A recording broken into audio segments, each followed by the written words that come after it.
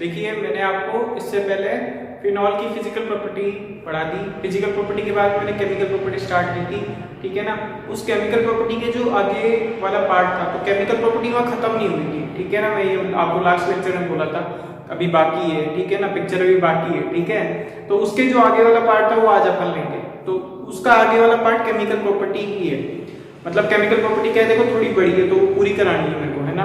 तो उसके लिए क्या है, मैंने सेकंड लेक्चर भी बनाया। तो अब सेकंड लेक्चर में मेरी बात सुनना क्या है, आपको ये पहले क्वेश्चन समझना है। यहाँ से क्या है, एसिडिक कैरेक्टर पूछता है आपको, एसिडिक नेचर में, इसलिए मैं यहाँ फोकस कर रहा हूँ क्योंकि यहाँ से एसिडिक कैरेक्टर का क्वेश्चन आता है, चाहे आप कोई से कंपटीशन को देने चल जाओ, ठीक है ना।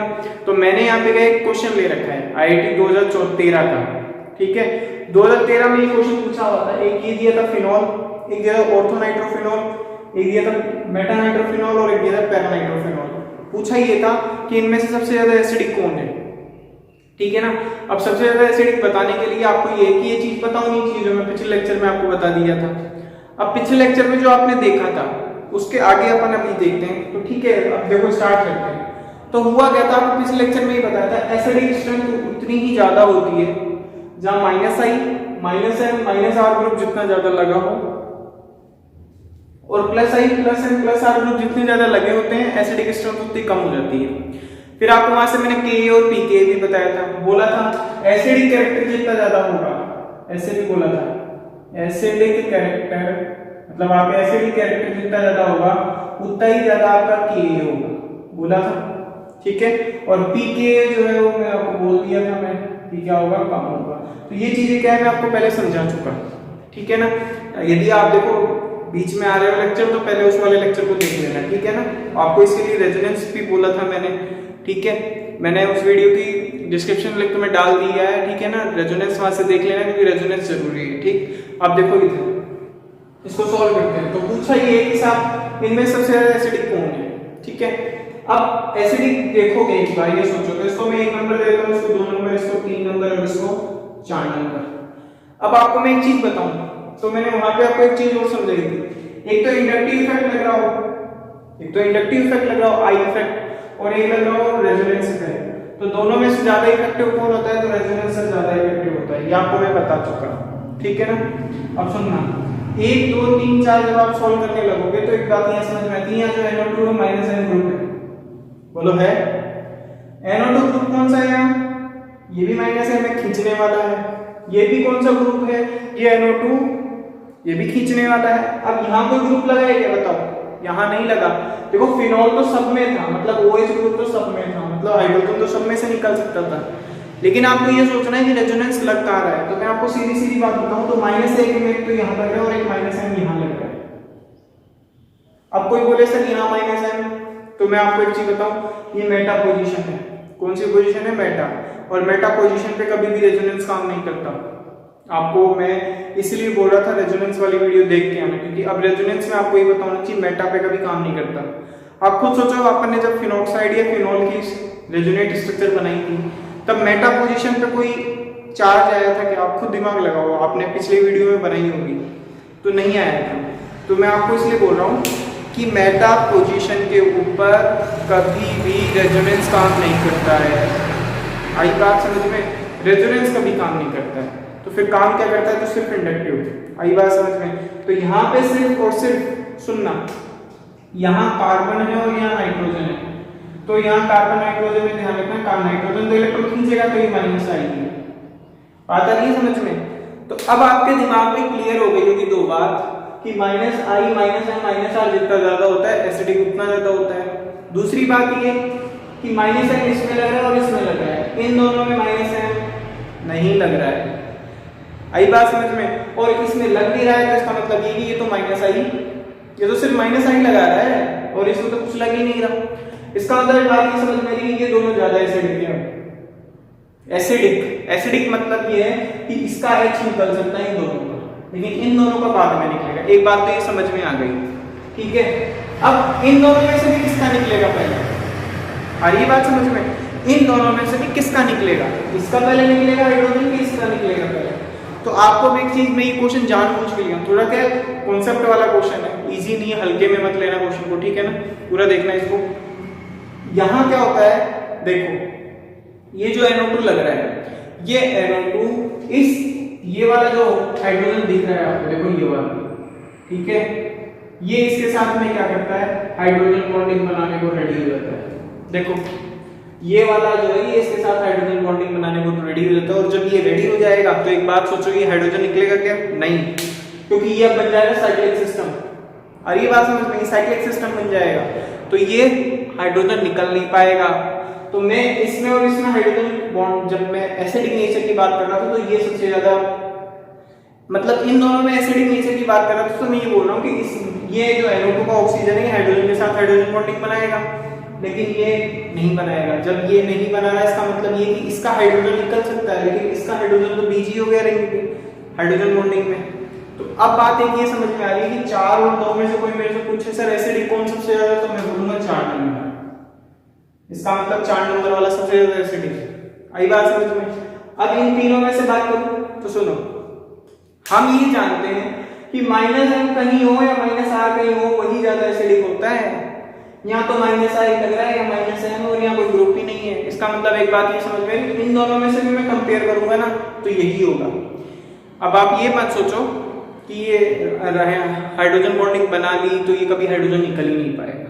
आई बात समझ में? हाइड्रोजन एक वीक बॉन्ड है। आई बात समझ में? हाइड्रोजन बॉन्डिंग जो होती है वो वीक बॉन्डिंग होती है।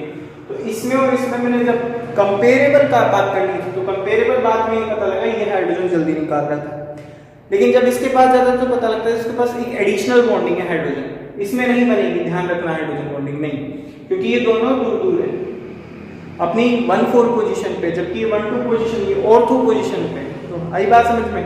तो ये कम एसिडिक हो जाएगा, इसको ऑर्थो इफेक्ट भी बोलते हैं, ठीक है ना। तो ऑर्थो इफेक्ट में क्या होता है कि ऑर्थो पोजीशन पे कोई सब्स्टिट्यूएंट लगा हो, ठीक है, या कोई भी बल्कि ग्रुप लगा हो और वो हाइड्रोजन बॉन्डिंग बनाने को रेडी हो, तो ये ध्यान रखना। वैसे ऑर्थो इफेक्ट में अलग आपको पूरा एक लेक्चर पढ़ाऊंगा, अभी तो सिर्फ इतना याद रखो कि NO2 में ऑक्सीजन ने हाइड्रोजन के साथ बॉन्डिंग बना ली, इसलिए कम एसिडिक हो जाएगा इसमें और इसमें बात करूं तो। चलो 4 तो ठीक है, पता लग गया सबसे ज्यादा एसिडिक। अब इन तीनों में बात करूं तो ये सबसे ज्यादा। अब आप ये मत सोचो रिंग बन गई तो ये मतलब हाइड्रोजन बॉन्डिंग बन गई तो ये निकलेगा नहीं निकलेगा। आई बात समझ में? क्योंकि -m तो है ना, अभी -i -m में बात करूं तो m को या r को ज्यादा डोमिनेंट मानते हैं, प्रभावी मानते हैं। इसका मतलब ये है कि आपका फिर 2। अब इसमें बात करोगे तो इसमें तो कोई -i लग ही नहीं रहा, इसमें -i लग रहा है, तो फिर आपका हो जाएगा 3 और फिर हो जाएगा आपका 1। आई बात समझ में? अब यहां से pKa का ऑर्डर पूछा था, किसका? pKa का। तो सुनना, मैं जब भी एसिडिक ऑर्डर बनाऊंगा ना उसके बाद में मैं Ka का ऑर्डर बनाऊंगा, हमेशा ध्यान रखना। तो मैं यहां से Ka का ऑर्डर बनाता हूं, तो Ka सुनना, Ka4 सबसे ज्यादा होगा, फिर Ka2, फिर Ka3, फिर Ka1। अब आपसे बात करें कोई बोले pKa का ऑर्डर बताओ तो pKa जस्ट इसका उल्टा हो जाएगा। यदि Ka4 ज्यादा है तो pKa4 सबसे कम होगा। बात आ गई क्या समझ में? क्योंकि जितना ज्यादा एसिडिक होता है उतना ज्यादा Ka का वैल्यू होता है, और जितना ज्यादा Ka का वैल्यू होता है उतना कम pKa का वैल्यू होता है। तो pKa का ऑर्डर देके क्वेश्चन पूछा था, देख लो। आई बात समझ में? तो pKa का ऑर्डर लिख देता हूं। pKa का ऑर्डर क्या होगा इसका? pKa1, pKa3,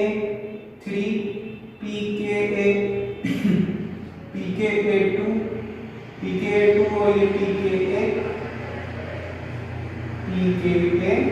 जो हो जाएगा आपका, देखो 1 सबसे कम था 4। तो ये इस तरीके से आपको ये वाला ऑर्डर उसका सही था। तो ये क्वेश्चन में 4 ऑप्शन देके पूछा था, A2 को इधर डाला था, A3 को उधर डाला। तो ये सबसे बेस्ट एग्जांपल मैंने सोच के लिया। देखो क्या है कि जितना कॉन्सेप्ट अच्छे से लोगे उतनी ज्यादा चीजें समझ में आएगी। अब मैं क्या हल्का फुल्का क्वेश्चन करा देता हूं, आप करके खुश हो जाते हैं, तो उससे कोई मतलब नहीं है, ठीक है ना। एक ही एग्जांपल हो गया, एक एग्जांपल और करेंगे अपन, ठीक है ना। तो देखो एक इंपॉर्टेंट एग्जांपल और करेंगे। अब NO2 की जगह अपन कुछ और लगाएंगे। तो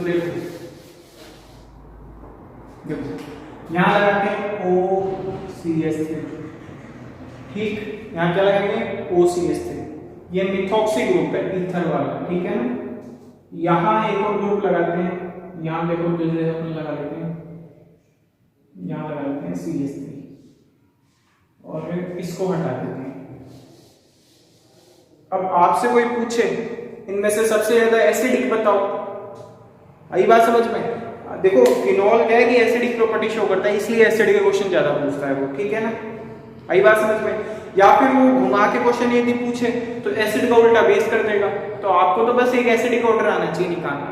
अब आपको पता है जो जितना ज्यादा एसिडिक हो उतना वीक क्या होता है, बेस होता है। बस ध्यान लगाओ, उसको अप्लाई करना है। देखो ये फिनॉल है, ये पैराक्रिसॉल है, आपको पता है, और ये आपका मेथॉक्सीफिनॉल है, या ठीक है, इसको मिथॉक्सी ग्रुप बोलते हैं। आई बात समझ में? तो अब सुनो, देखो अपन काम करते हैं। तो देखो होगा, सुनना, ये वाला जो ग्रुप है ये -I+M